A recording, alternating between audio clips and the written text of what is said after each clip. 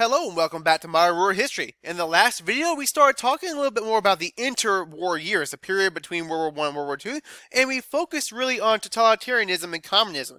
In this video, we're going to continue that discussion of communism and look at the rise of communist China.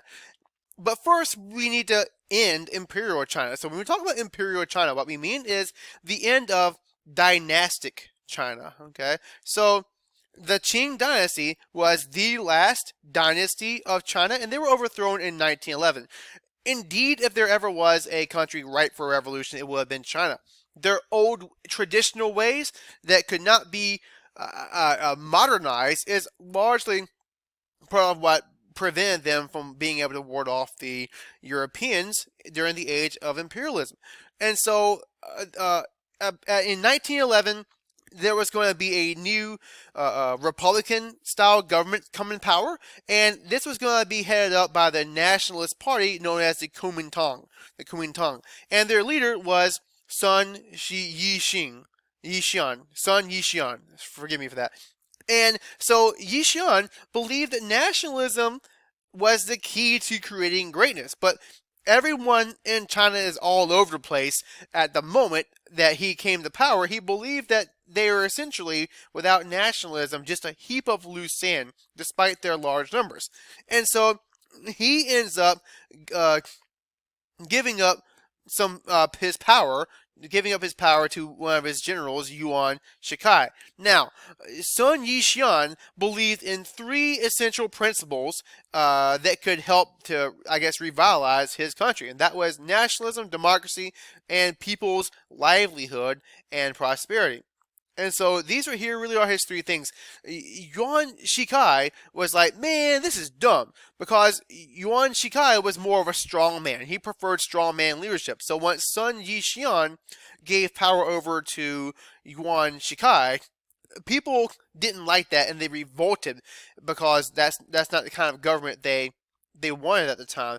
And there was a brief period during this civil war where basically China was up for grabs by local warlords that took power over as much land as they could essentially control. Now, also during this time period, World War I was happening, and China, under these nationalists, joined the Allies in the hope that this would prevent European expansion into Chinese territory after the fact. In fact, they wanted to get some of their land back from Germany that had been under their control, but the Allies ended up giving that particular territory to Japan. So in the midst of this civil war, in the midst of the Treaty of Versailles, in particular the Treaty of Versailles enraged people in China, and it led to this movement known as the May 4th movement. It started out with some university students, and eventually went on to include workers, shopkeepers, professionals, and there were countrywide demonstrations. The government simply could not deliver, and many had begun to lose hope in democracy. And so what this does is it kind of forces Sun Yishian to consider teaming up, in a sense, with communists. And so he begins to allow communists to join the Kuomintang, or the Nationalist Party.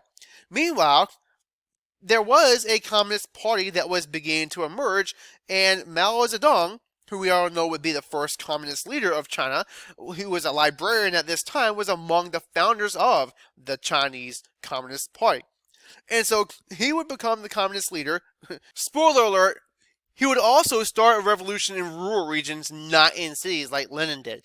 In fact, Mao Zedong truly believed in the peasantry within China. You got to think that the Soviets kind of worked on behalf of workers, but in this case, China has always upheld the work and labor of the Chinese peasant, or the farmer. And so Sun Yishian was disillusioned with European democracies and reached out to Lenin. He allowed, as I just mentioned, communists to join the Kuomintang, and he ends up receiving help from Vladimir Lenin as a result of that. And so Sun Yishian died in 1925. Zhang Jie takes over the Nationalist Party, or the Kuomintang as I'm calling it, And Zhang supporters were middle-class bankers. So now look, the peasants here were pro-communist under the new Communist Party of Mao Zedong and a few other communist leaders.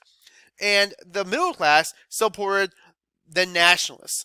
And currently, in the Nationalist Party, they all were kind of both collectively allowed to be a part of it, because the idea here is Zhang Jie and the Nationalists are trying to unify China and establish some degree of order there.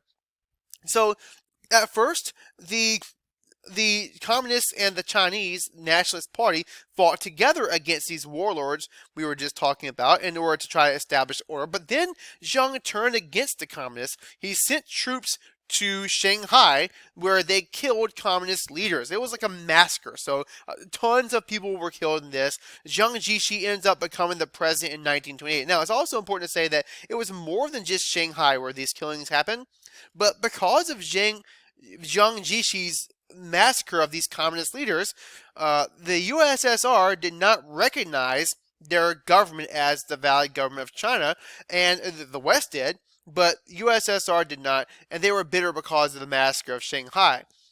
So what this does is this massacre begins a new civil war that would not be over with until 1949. So to give you an idea of the time frame here, we're in the 1930s. 1949 here is after World War II. So this Civil War happened and then was interrupted by World War II and then would pick up again before it would be a done deal. So nationalists at first were winning the war. They had about 700,000 people in their army.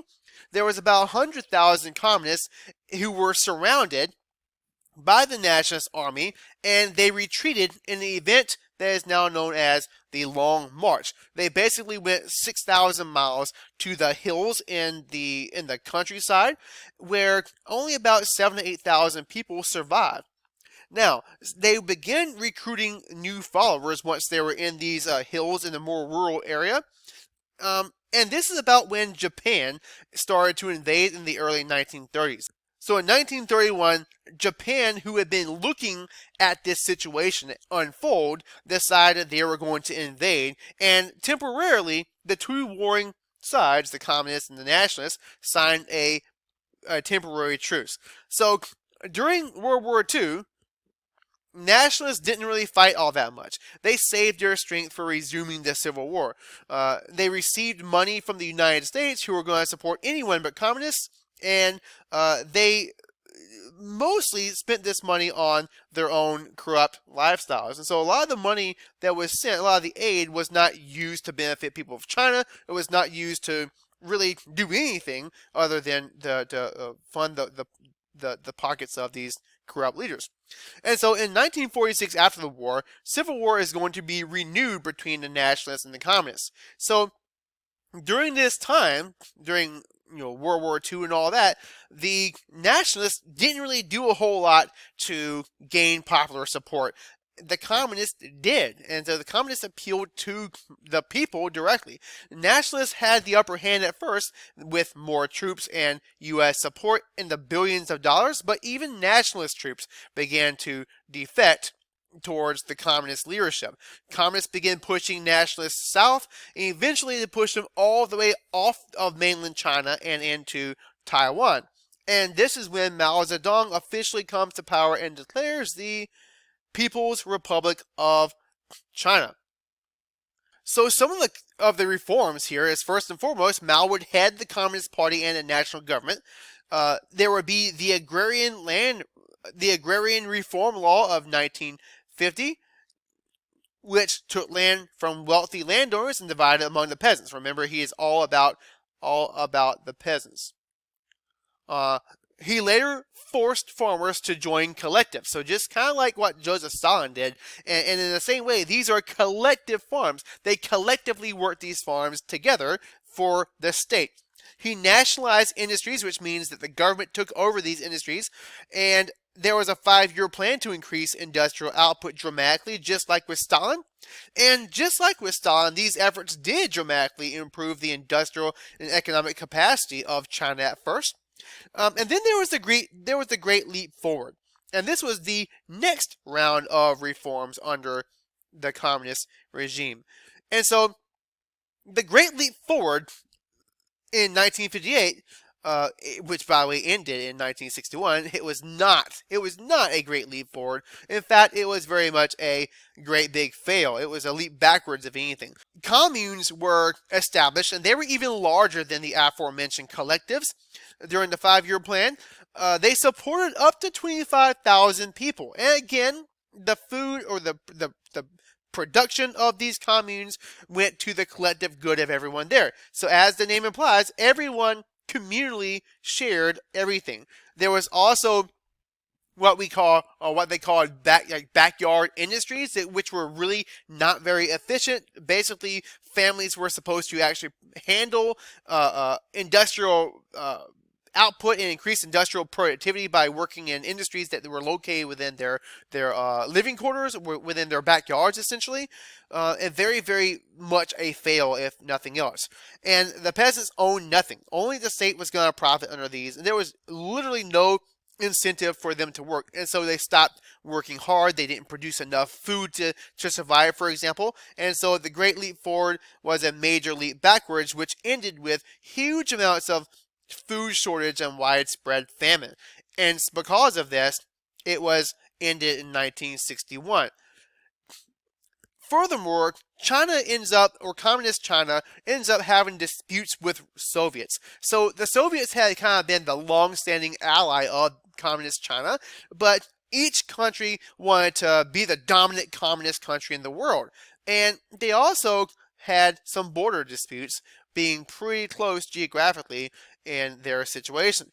Mao was dejected with his shortcomings having to do with the Great Leap Forward, and so he called for this cultural revolution in which he essentially gets young people to rally behind the Communist Party and uphold the plight of the peasant. And so peasants were kind of seen, if you were a hard-working peasant, you were seen as the hero of China, more or less. And they went on a crusade of forcing intellectuals to do hard labor in order to make them right with the government. They also killed many intellectuals, many middle-class individuals. The Cultural Revolution got very, very wildly out of hand. The Civil War seemed to be looming on the horizon, and even Mao Zedong kind of believed that, well, this was a major fail as well, and it needs to end. And so finally, under communist leader Zhou Enlai, he worked to restore order and control in communist China. So before I go any further, I do want to add that the nationalist party that under Zhang Jie that was forced onto Taiwan, they became what they considered to be legitimate China and called themselves the Republic of China. Today, the Republic of China is the official name of Taiwan.